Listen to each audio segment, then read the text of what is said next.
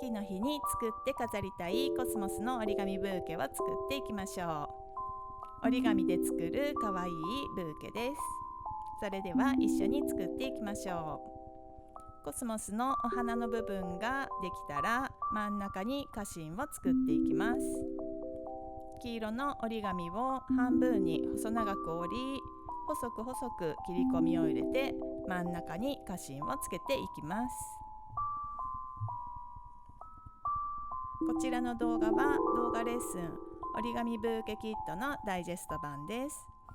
こちらのコスモスのブーケを作るのに必要な折り紙やワイヤー、リボン、ペーパー、ケース、作り方の詳しい動画をセットにしてキット販売しています。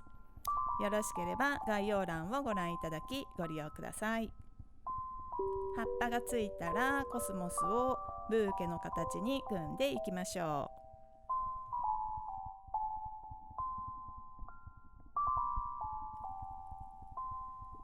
こちらのキットの動画のバックミュージックには癒しの効果があると言われている 432Hz の純正率オルゴールを使ってアロハオエのミュージックを入れてみました。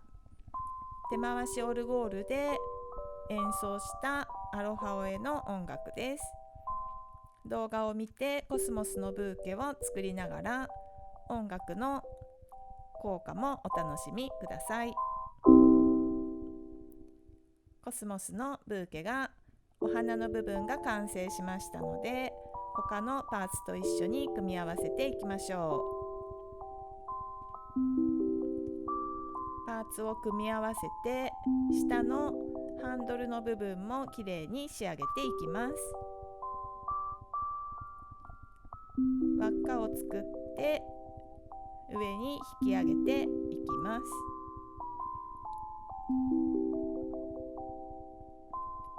余分な部分はハサミでカットして根元はきれいに仕上げておきましょう。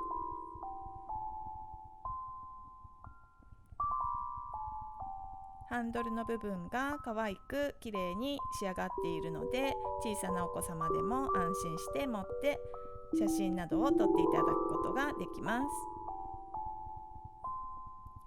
ブーケの仕上げはリボンを斜めにカットして可愛くします。先がこのように斜めになるだけでとっても可愛さが増してきます。